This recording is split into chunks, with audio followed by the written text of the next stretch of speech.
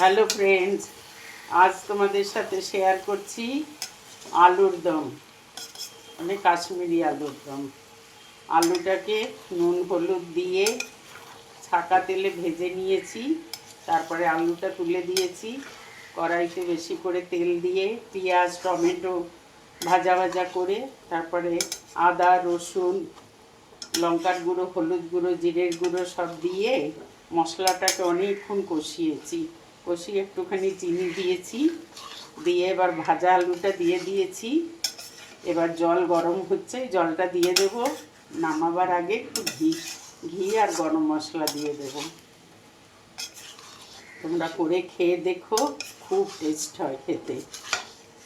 আর যদি একটু ধনেপাতা দিতে পারো আরও ভালো। আজকে আমার ঘরে ধনেপাতা নেই, তাই আর দিতে পারছি না।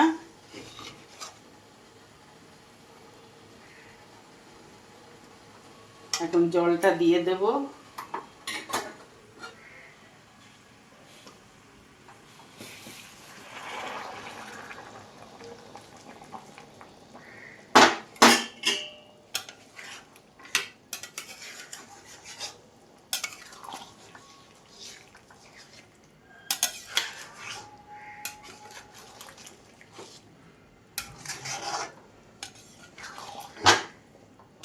দেখো কত সুন্দর কালার হয়েছে, আমার নিজেরই দেখতে ভালো লাগছে। আশা করি তোমাদেরও ভালো লাগবে।